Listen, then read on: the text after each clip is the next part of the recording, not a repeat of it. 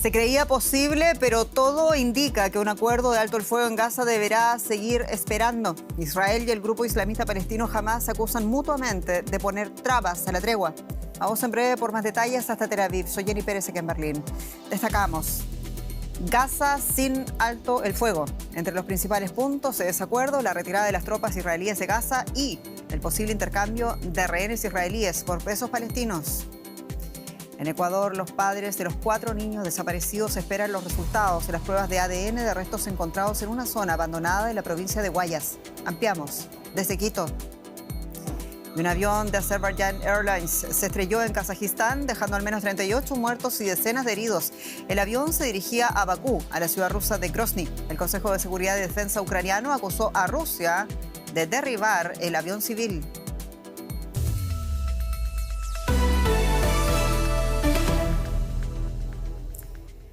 El presidente de Israel, Isaac Herzog, pidió este miércoles que se utilicen todos los medios posibles para lograr un acuerdo que libere a los más de 100 rehenes israelíes que siguen en manos de Hamás desde los atentados del 7 de octubre del año 2023.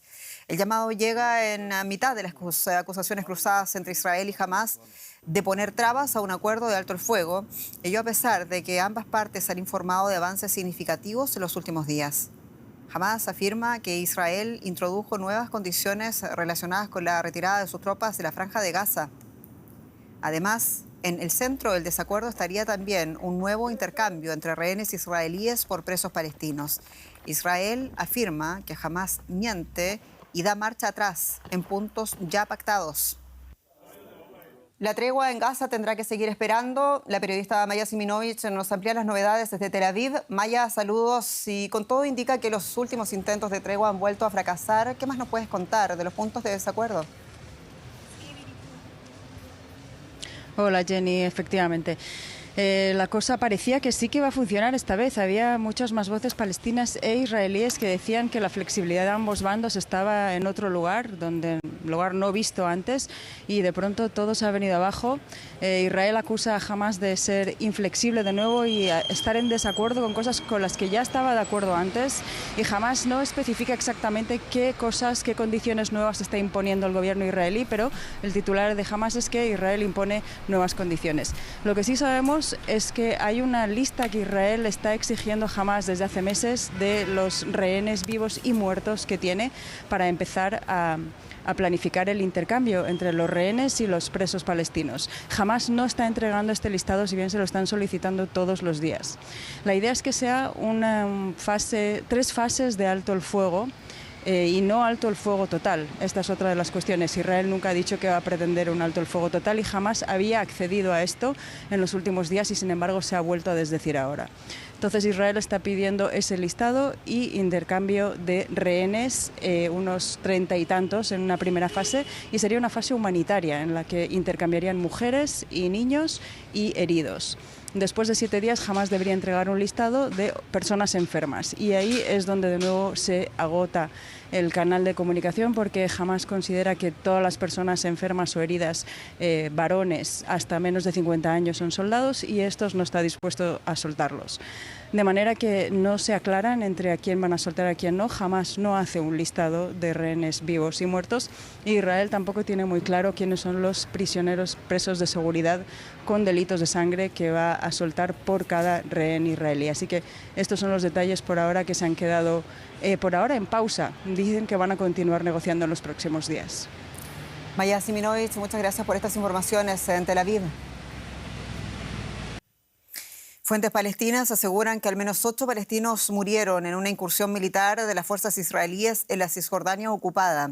Israel informó que está llevando a cabo una operación antiterrorista contra milicias de Hamás y la Yihad Islámica en los campos de refugiados de Nur Shams en Tulkarem. Hamás comunicó la muerte de 2 miembros de su brazo armado. Cientos de palestinos y decenas de israelíes han muerto en Cisjordania desde la masacre terrorista perpetrada por Hamás contra Israel el 7 de octubre del año pasado. Este miércoles se conocieron también nuevas cifras de fallecidos en Gaza, donde el Ministerio de Salud, controlado por la agrupación islamista Hamás, cifra en 45.631 los palestinos muertos desde que comenzó el conflicto. UNICEF calcula que 14.500 de ellos eran niños. El gobierno de Israel rechaza estas cifras.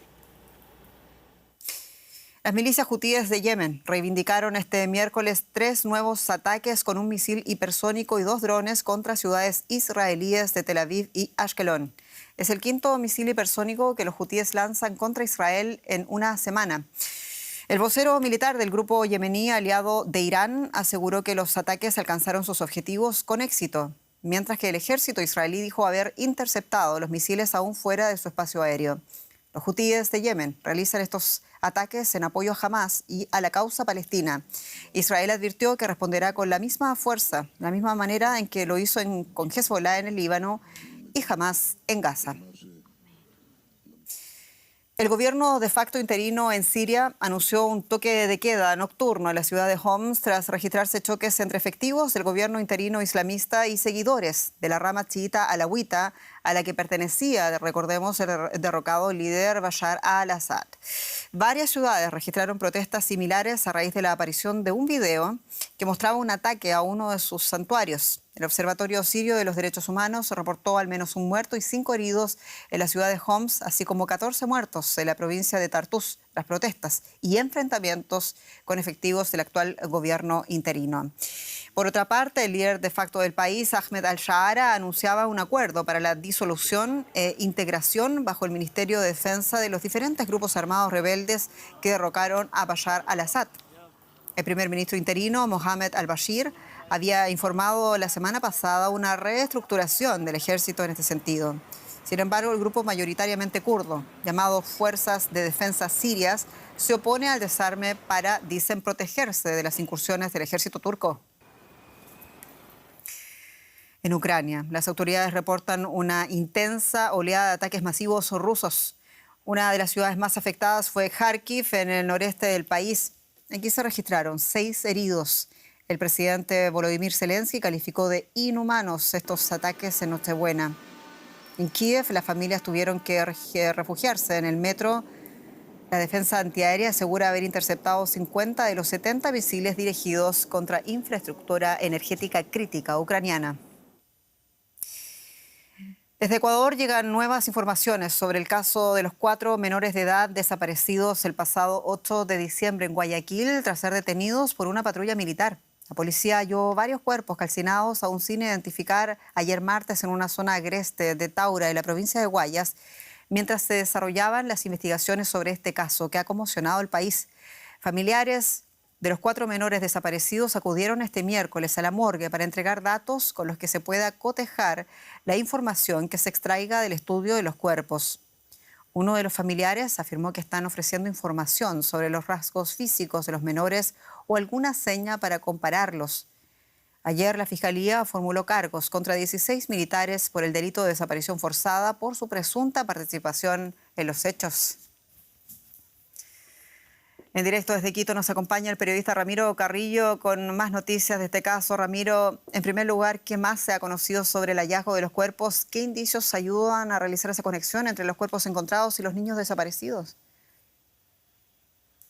Los familiares de los desaparecidos tuvieron hoy acceso precisamente a los restos calcinados encontrados cerca del recinto de Taura, en donde existe un cuartel militar, pero no pudieron identificar por el estado calcinado de estos restos humanos a ninguno de ellos, por lo cual se pasará a intensificar las investigaciones de pruebas antropomórficas y de ADN, lo cual tardará todavía algunos días.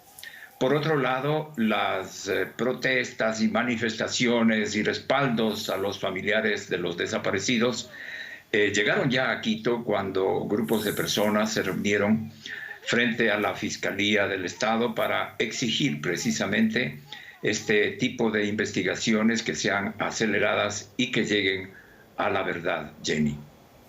Ramiro, a todo esto, ¿cómo está enfrentando el gobierno ecuatoriano estos hechos, especialmente luego de que el presidente se apurara a responsabilizar a las bandas criminales cuando no estaba descartada la posible participación de agentes del Estado en los hechos? Bueno, se ha dado apertura, puertas abiertas a la investigación tanto policial como militar, de fiscalía y gubernamental propiamente, para que se mantenga informado y se tenga permanente contacto con los comités respectivos que se han organizado para las investigaciones y para seguir con este caso que ha conmocionado definitivamente al país. Hoy se conoció también de un pedido del Comité de Desapariciones de la ONU que pide que el gobierno adopte medidas inmediatas, prontas y esclarecedoras y que se comuniquen a la brevedad a este organismo de las Naciones Unidas.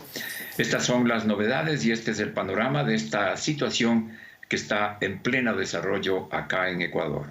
Esperamos en breve se conozcan mucho más detalles por esas familias afectadas. Muchas gracias, Ramiro Carrillo, en Quito, y feliz Navidad. De igual manera y hasta pronto. Más noticias internacionales a continuación. En Ecuador, el Tribunal Contencioso Electoral negó la demanda por supuesta violencia política de género contra el presidente Daniel Noboa y otras autoridades interpuesta por el vicepresidenta del país, Verónica Abad. En la denuncia interpuesta en agosto pasado, Abad alegaba que Noboa le impedía ejercer plenamente su rol como vicepresidenta y limitaba su participación en decisiones políticas al designarla entonces como embajadora de paz en Israel. Las autoridades de Mozambique reportaron al menos 33 muertos y más de 1.500 reclusos fugados tras un motín en una prisión de la capital, Maputo. La policía afirma haber detenido a unos 150 de los evadidos. Mozambique experimenta un aumento de disturbios civiles tras las disputadas elecciones celebradas el pasado octubre. Y en Kazajistán, 38 personas murieron luego que el avión en el que viajaban se estrellara en la ciudad de Aktau, a orillas del mar Caspio. El aparato desvió su ruta tras despegar de la capital azerbaiyana, Bakú. El avión se partió por la mitad, hecho que según las investigaciones preliminares permitió que otras 29 personas lograran sobrevivir. Todas ellas se encuentran en hospitales y algunas en estado grave. El Consejo de Seguridad y Defensa ucraniano afirmó que un sistema de defensa aérea ruso habría sido el responsable del derribo del avión. Estos son los momentos previos al accidente del avión de Azerbaijan Airlines. El video también muestra a algunas personas saliendo de los restos del aparato siniestrado cerca de la ciudad kazaja de Aktau por su propio pie. Los sobrevivientes fueron trasladados a un hospital cercano. Otros no tuvieron tanta suerte. Al menos 38 viajeros murieron. Hay 29 personas hospitalizadas, 2 de ellas son niños y las labores de rescate continúan. El avión cubría la ruta entre la ciudad de Azerbaiyán, Bakú, y la ciudad rusa de Grozny. Los datos de seguimiento muestran que una emergencia lo obligó a desviarse a Aktau.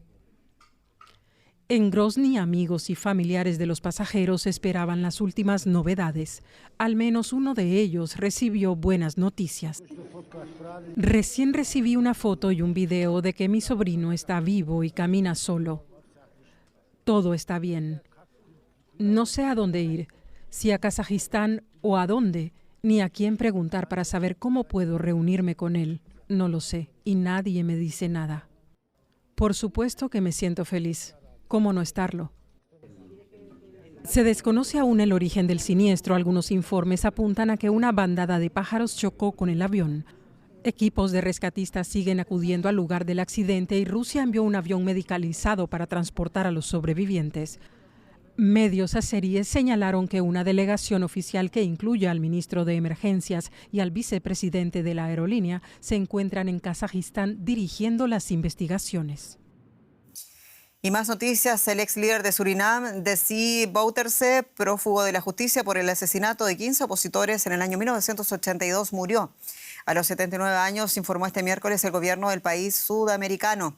Su balance político incluye 2 golpes de Estado, victorias electorales, una condena por ejecutar a opositores y el paso a la clandestinidad. Desi Bouterse fue protagonista de la historia reciente de Surinam. Era buscado por la Interpol, que había emitido una alerta por una condena de 11 años de prisión por tráfico de cocaína dictada en 1999 en Países Bajos. Su condición de líder, sin embargo, lo protegió de la extradición. Y aquí nos despedimos. Muchas gracias por su sintonía. Somos Deutsche Welle. Hasta pronto.